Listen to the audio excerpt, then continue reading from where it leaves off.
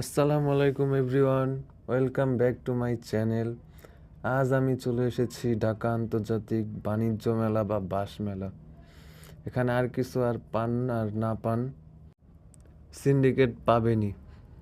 ঢাকা বাণিজ্য মেলা সবচেয়ে বড় ট্রেড ফেয়ার। সো চলো আর দেরি না করে ব্লগটা শুরু করি। প্রতি বছর এই মেলাতে ঢাকার মানুষের জন্য একটা স্পেশাল অ্যাটেনশন।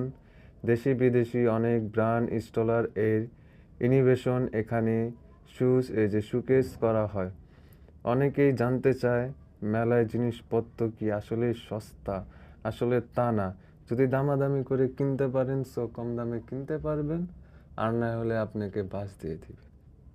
এবং কিছু কিছু স্টলে ভালো অফারও পাবেন। তো গাইস, চলে এসেছি বাণিজ্য মেলাতে। তো ভিতরে ঢুকে দেখতে পাচ্ছি যে অনেক মানুষের আনাগোনা, এত হাজারো মানুষ যা বলার বাইরে, এত ভিড়। তো ড্যাং ড্যাং করতে করতে ঘুরতে ঘুরতে আমরা কিছু ভিডিও করে নেই। ঘুরতে ঘুরতে অনেক কিছুই দেখা হলো গাইস।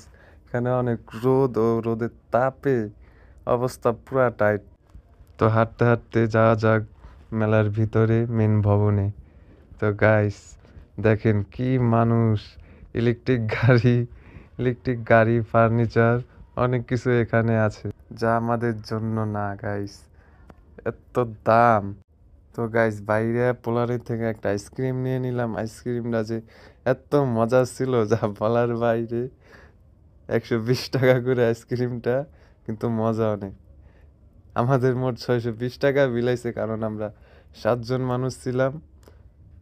তো পরবর্তীতে এসে তুর্কিশ রেস্টুরেন্টে খাওয়ার জন্য গাইস। এতক্ষণ লাইনে খাড়া খাবার পাওয়ার পর যে খাবারের স্বাদটা এত বাজে যা বলার বাইরে। অতিরিক্ত লবণ, কাঁচা পেঁয়াজ, কাঁচা টমেটো, দামটাও বেশি, 350 টাকা, কিন্তু খাবারের যোগ্য না।